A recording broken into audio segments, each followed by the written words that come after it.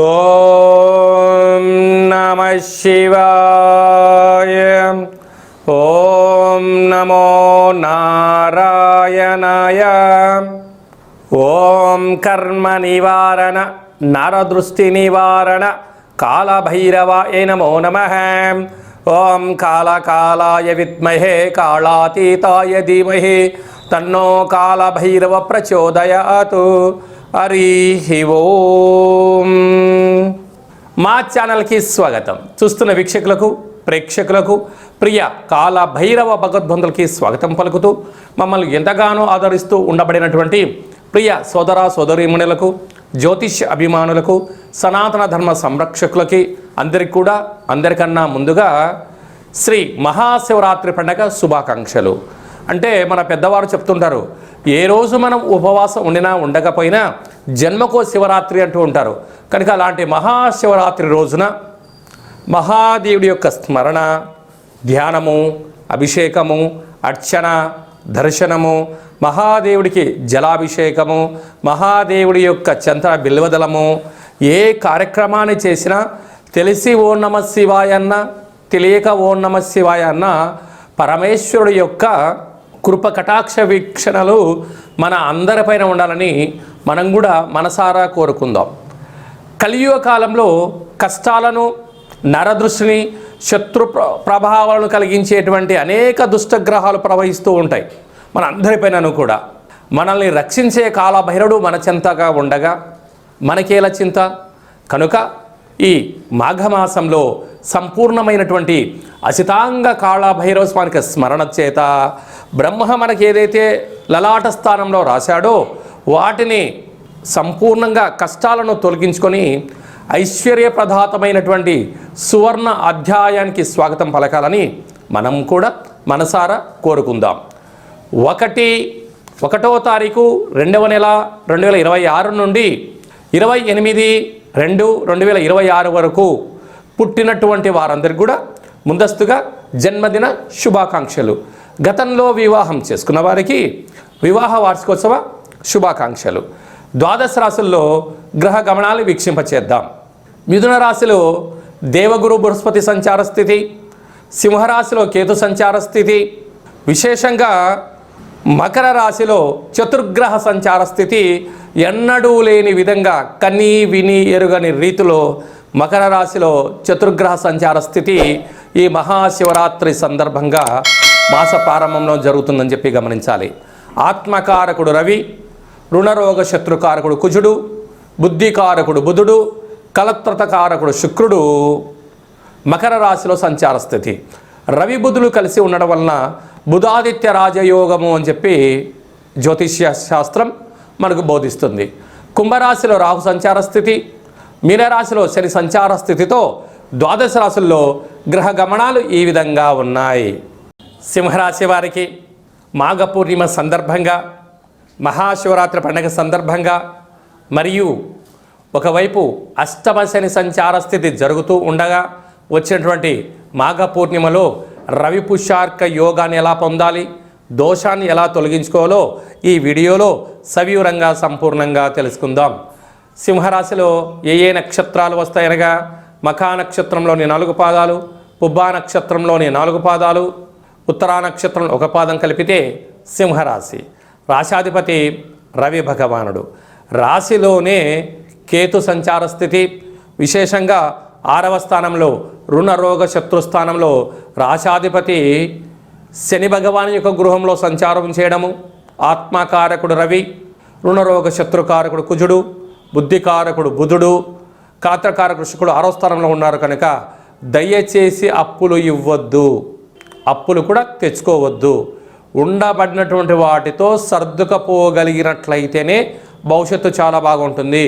ఎందుకనక 4 గ్రహాలు మూకుమ్మడిగా 6వ స్థానంలో సంచారం చేయనప్పుడు అంటే బంధువులని, మిత్రులని, స్నేహితులని అప్పు అడుగుతున్నారు కదా అని చెప్పి ఇవ్వడం, బ్యాంకులు బంధుమిత్రులు స్నేహితులు ఇస్తున్నారు కదా అని చెప్పి అప్పు తెచ్చుకోవడం, వాగ్దానం చేశారా సర్వము మునిగిపోయే పరిస్థితి చాలా అధికంగా ఉంటుంది. ఎందుకనక ప్రభుత్వ అధికారులతో అనగా పోలీసు వారితో, రక్షణ వారితో, న్యాయ శాఖలతో చాలా జాగ్రత్తగా ఉండాలి. ప్రభుత్వపు ఉద్యోగ కార్యక్రమాలు ఆచరింపజేసేవారు ఓర్పు, పట్టుదల, మౌనము, వీలైతే దీక్ష చాలా అవసరం. ఎందుకనగా మనము ఉపవాసమే దీక్ష అనుకుంటాం, వీలైనంత వరకు మౌన దీక్ష చాలా అద్భుతంగా పనిచేస్తుంది. అలాగా చూడరానికి కళ్ళు మూసుకొని ధ్యానం చేయడం వల్ల నేత్ర దీక్ష అంటారు. అలాగా కొన్ని విననట్టు ఉండగలగాలి, ఇది ఒక పెద్ద దీక్ష. అంటే పంచేంద్రియానములు సర్వేంద్రియానాం నయనం ప్రధానం అంటారు. కనుక అష్టమ శని సంచార స్థితి, సప్తమంలో రాహు ఉన్నప్పుడు ప్రేమికులు, భార్యాభర్తలు, పార్ట్నర్షిప్ వ్యవహార కార్యక్రమం చేసేవారందరూ కూడా ఓర్పు, నేర్పు, సహనం అవసరమని చెప్పి గుర్తు పెట్టుకోగలగాలి. లేకపోతే అనేక రకాల ఇబ్బంది గురవుతూ ఉంటుంది. కనుక ఆదివారం రోజున అంటే రాశాధిపతి రవి యొక్కకు ఇష్టమైనటువంటి రోజు, ప్రాముఖ్యత ఇచ్చేటువంటి రోజు ఆదివారము. మాఘ పూర్ణిమ అందులో తన సుపుత్రుడైన నక్షత్రం రోజు రావడం, అందులో పూర్ణిమ తిథి మాఘ పూర్ణిమ రావడం, బ్రహ్మ ఏదైతే రాశాడో మన తలరాత ఏదైతే మనం పుట్టగానే పుట్టేటువంటి కాల సమయంలోనే బ్రహ్మదేవుడు కపాలం పట్టుకొని లక్ష్మీమాత అయినటువంటి తన తల్లి వైపు చూస్తాడట. అమ్మ, ఈ జీవుడికి ఏం ప్రసాదించాలి అని అడుగుతాడట. ఆయన గత జన్మలో ఏం చేశాడో ఈ జన్మలో ఏది ఇవ్వాలో ఆయనకి ఇంత ఇవ్వు నాయన అని అనగానే బ్రహ్మదేవుడు తదాస్తు అని చెప్పి ఆ తల్లి గర్భం ఎందున భూమండలం మీద పుడతారట. ఎలాంటి జీవితాన్ని ఇచ్చినను మన తలరాతను మనమే రాసుకొని గతాన్ని తొలగించేసే శక్తి ఈ అసితాంగ కాలభైరవుడికి ఉంటుంది. అందుకే ఆ అసితాంగ కాలభైరవుడి యొక్క స్మరణ, కుష్మాండ దీపము, అలాగా బ్రహ్మరాశి రాతను తొలగించుకునే శక్తి సింహరాశి వారికి ఉంటుంది. కనుక ఈ ఆదివారం పూర్ణిమ సందర్భంగా తెల్ల జిల్లేడు వృక్ష ప్రదక్షిణ, నువ్వుల నూనెతో దీపము, శక్తి కలిగితే ఆ వినాయకుడిని తీసుకొచ్చి ఇంట్లో పెట్టుకోవడము, లక్ష్మీ గణపతి హోమాన్ని ఆచరింపచేయడం వలన యోగదాయకం. మహాశివరాత్రి సందర్భంగా మహాదేవుడికి విశేషంగా గోధుమలతో నానబెట్టినటువంటి లేకపోతే నవధాన్యంలోనూ నానబెట్టినటువంటి ఆ నీటితో అభిషేకం చేసుకోవడం, ఎర్రటి కుంకుమను కలిపినటువంటి నీటితో అభిషేకం చేసుకోవడం వలన సకల రుణ రోగ శత్రు దోషాలు తొలగిపోయి ఐశ్వర్యం కలుగుతుంది. ప్రధానంగా సింహరాశిలో ఉండబడిన జాతకులు, వ్యవసాయ సోదరీమణులు, గృహ భవన నిర్మాణాన్ని ఆచరింపజేసేవారు, వ్యవసాయ సోదరీమణులు, యూట్యూబ్, వాట్సాప్, ఫేస్బుక్ క్రియేటివిటీ రంగాలుగా ఉండబడిన వారు, రాజకీయవేత్తలు, సంపూర్ణ మీడియేటింగ్ రంగంలో ఉండబడిన వారు, ప్రభుత్వ ఉద్యోగాల్లో ఉండబడిన వారికి ఓర్పు, నేర్పు, సహనం అవసరం చెప్పి గుర్తుపెట్టుకోగలగాలి. ప్రస్తుత కాలమాన ప్రకారంగా గ్రహాలు అంతగా అనుకూలించట్లేదు. మౌనం, ధ్యానం, ఏకాగ్రత అవసరమని చెప్పి గుర్తుపెట్టుకోగలగాలి.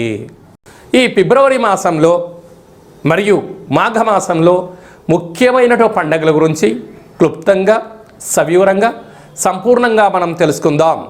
మనకు 1వ తారీఖు ఫిబ్రవరి నెల 2026వ సంవత్సరము ఆదివారం మాఘ పూర్ణిమ, అందులో పుష్యమీ నక్షత్రం.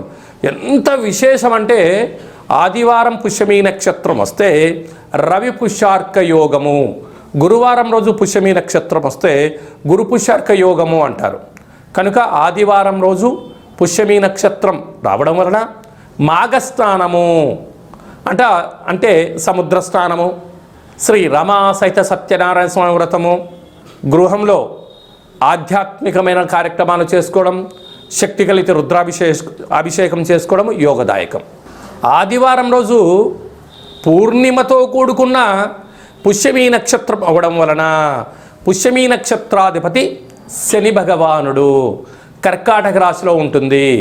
ఆదివారం రోజు రావడం వల్ల అర్కము అనగా తెల్ల జిల్లేడు వృక్షము, అనగా భూమిలో నుంచి ఆ యొక్క తెల్ల జిల్లేడు యొక్క వేరును పెకిలిస్తే బయటికి వచ్చేటువంటి భగవంతుడు స్వరూపమే శ్వేతార్క గణపతి అంటారు. అంటే శ్వేతార్కము తెల్ల జిల్లేడు యొక్క వృక్షంలో సహజ సిద్ధంగా ఏర్పడేటువంటి వినాయకుడి స్వరూపము. కాజీపేట క్షేత్రంలో సాక్షాత్తుగా స్వామివారి యొక్క కొలువై ఉండబడిన క్షేత్రంగా మనం గమనించాలి. స్వామివారిని స్మరించిన, ధ్యానించిన ఆ శ్వేతార్క గణపతిని తీసుకొని వచ్చి శుభ్రంగా కడిగి, అంటే మట్టిలో భూమిలో ఉంటుంది కనుక సింధూరం పోసి ఒక లక్ష్మీ గణపతి హోమం చేసుకొని గృహంలో పూజా మందిరంలో ఉంచుకున్నట్లయితే మనకు రాబోయే 7 తరాల వారికి విద్య, ఉద్యోగ, రాజకీయ క్షేత్రాల యందు తిరుగు ఉండదు అని చెప్పి గమనించాలి. ఎందుకనగా కలియుగ కాలంలో పరిపాలన అంటే ఒక ఇంద్రుడిలాగా పరిపాలించాలన్నా, కుబేరుడులాగా ధనానికి ఐశ్వర్యవంతులు కావాలన్నా, విద్యార్థులు జ్ఞాన సంపద కావాలన్నా ధనం మూలం ఇదం జగత్ అని ఒక మాట. విద్యా వినయ సంపన్నం అంటారు. ఎంత మన దగ్గర డబ్బులు ఉన్నా పదవి అలంకారము జీవితంలో భూషణము అంటారు. అంటే విద్య ద్వారా వినయం, వినయం ద్వారా ఉద్యోగం, ఉద్యోగం ద్వారా ధనం, ఆ ధనం ద్వారా పరిపాలన చేసే అధికార యోగ్యతను ఆదిపూజ్య మహాగణాధిపతి అంటే గణపతి స్వామి వారికి స్మరణ వలన, ధ్యానం వలన మనకు కలుగుతుంది. ఈయన సాక్షాత్తుగా వృక్ష స్వరూపంలో భూమిలో కొలువై ఉంటాడు కనుక ఆదివారం రోజు పుష్యమి నక్షత్రము మనకు ఫిబ్రవరి 1వ తారీఖున జరుగుతూ ఉంది. మన 2026వ సంవత్సరంలో అదృష్టం ఏమిటనగా జనవరి మాసంలోనే 18వ తారీఖున ఆదివారం అమావాస్య ఉందండోయ్. ఆ రోజైనను కుదరకపోతే ఈ రోజైనను ఆ తెల్ల జిల్లెడి యొక్క వృక్షాన్ని పెకిలించి ఆ వినాయక స్వామి వారి యొక్క వేరును తీసుకొచ్చి రూపం కలిగిన ఇంట్లో ఉంచుకొని సింధూరం పూసి గణపతి హోమం చేసుకున్నట్లయితే మనకు గృహంలో వాస్తు దోషం తొలగిపోతుంది. వృత్తి, ఉద్యోగ, వ్యాపార కార్యక్రమాల్లో నరదృష్టి తొలగిపోతుంది. రాజకీయ క్షేత్రంలో ఏకచక్రే మహాభోగి అనేటువంటి రాజ్యాధికారం కలుగుతుంది. మనకు రాబోయే 7 తరాల వరకు ఐశ్వర్యం కలుగుతుందని చెప్పి గమనించాలి. కలియుగ కాలంలో కలియుగ శమంతకమని అని చెప్పి మనం చెప్తూ ఉంటారు పెద్దవారందరూ. అంటే ఆయన ఎక్కడ ఉంటే అక్కడ ఐశ్వర్యమట. అష్ట కష్టాలు పటాపంచలైపోయి అష్ట ఐశ్వర్యాలు మన గృహానికి ఎత్తుకులాడుకుంటూ వస్తాయంట. కనుక మనం అందరము కూడా శ్వేతార్క గణపతి మూల మహాగణపతి స్వామివారిని తెచ్చుకుందాం, గృహంలో ఉంచుకుందాం, ఐశ్వర్యాన్ని పొందుదాం. కనుక ఇలా చాలామందికి అవకాశం లేనటువంటి వారు ఈ కింది నెంబర్ సంప్రదించినట్లయితే, మీ గోత్రనామములు పంపించినట్లయితే మనము గణపతి స్వామివారిని తీయించి పూజ చేయించి మీకు ప్రసాదంగా స్వామివారి యొక్క శ్వేతార్క గణపతి స్వరూపాన్ని ఏర్పాటు చేయడం జరుగుతుందని చెప్పి గమనించాలి. అలాగనే మహాశివరాత్రి సందర్భంగా మనము 1,00,000 రుద్రాక్ష మహాదేవుడి యొక్క భగవంతుడిని ఏర్పాటు చేస్తూ ఉన్నాం. కనుక మీ గోత్రనామాలు పంపించినట్లయితే భగవంతుడి దగ్గర అర్చన, మహాన్యాసపూర్వక శతరుద్రాభిషేకము, శత అంటే 100, ఒక్కొక్క సంవత్సరానికి ఒక్క రుద్రుడులాగా శతరుద్రాభిషేకం చేయించి ఆ రుద్రాక్షను మీకు ప్రసాదంగా పంపించడం జరుగుతుంది. మనకు మాఘమాసంలో అజితాంగ కాలభైరవ స్వామి వారు ఉంటారు. ఈయనను మెడలో ధరించడం వలన నరదృష్టి, శత్రు ప్రభావాలు తొలగి, అనారోగ్యం తొలగి, జాతకంలో కుజదోషం, సర్పదోషం లాంటి తొలగి, జాతకంలో ఏళ్ళనాటి శని, అష్టమస్థాన శని, అర్ధాష్టమ శని దోషాలు తొలగి, బృహస్పతి యొక్క కృప కటాక్ష వీక్షణ వలన సంపూర్ణ ఆయురారోగ్యాలు కలుగుతాయని చెప్పి గమనించాలి. కనుక మహాశివరాత్రి సందర్భంగా ఇలాంటి మహోన్నతమైన కార్యక్రమాలు ఏర్పాటు చేయడం జరిగింది. మీ గోత్రనామాలు ఈ కింద నెంబర్కి వాట్సాప్ ద్వారా పంపించి సంప్రదించి ప్రసాదాన్ని స్వీకరించి మెడలో ధరించడం వలన అఖండ ఆయురారోగ్యాలు కలుగుతాయని చెప్పి గమనించాలి. అలాగనే మీ వ్యక్తిగత జాతకం తెలుసుకోవాలనుకుంటున్నారా? మీ యొక్క పేరు, పుట్టినటువంటి తేదీ, నెల, సంవత్సరం, సమయం రాసి మీరు వాట్సాప్లో పంపించగలిగినట్లయితే 100 సంవత్సరాల జాతకాన్ని రాసి పంపించి మీరు పుట్టినప్పుడు గ్రహ గమనాలు ఎలా ఉన్నాయి, ప్రస్తుతం ఎలా ఉంటున్నాయి, భవిష్యత్తులో ఎలా ఉండబోతున్నాయో సవివరంగా సంపూర్ణంగా తెలియజేయడం జరుగుతుంది. అలాగని చాలామందికి పెద్దవారికి డేట్ ఆఫ్ బర్త్లు లేనటువంటి వారికి మీ పేరు యొక్క మొదటి అక్షరాన్ని అనుసరిస్తూ రాశిని తెలియచేస్తూ రాశి యొక్క స్థితిగతులను చెప్తూ కాళభైరవ ఉపాసన చేత రమణ శాస్త్రం ద్వారా భూత భవిష్యత్ వర్తమానాన్ని తెలియజేయడం జరుగుతుంది. కనుక ఈ కింది నెంబర్ని వాట్సాప్ ద్వారా, కాల్ ద్వారా కానీ ఫోన్ ద్వారా కానీ అపాయింట్మెంట్ తీసుకొని సంప్రదించగలరు. జీవితాన్ని తెలుసుకుందాం, రాబోయే కాలంలో అష్ట కష్టాలు తొలగించుకుందాం, అష్టైశ్వర్య ప్రాప్తిని పొందుదామని చెప్పి చిన్న విన్నపం. అందరికీ మహాశివరాత్రి యొక్క శుభాకాంక్షలు. మహాదేవుడి యొక్క ఆశీస్సుల వలన నిండు 100 ఏళ్ల ఆయుర ఆరోగ్యాలని ప్రసాదించాలని మనం కూడా మనసారా కోరుకుందాం. నమస్తే అస్తు భగవన్ విశ్వేశ్వరాయ మహాదేవాయ త్రయంబకాయ త్రిపురాంతకాయ త్రికాగ్నికాలాయ కాలాగ్నిరుద్రాయ నీలకంఠాయ మృత్యుంజయాయ సర్వేశ్వరాయ సదాశివాయ శ్రీమన్మన్మహాదేవాయ నమో నమః. హరి ఓం.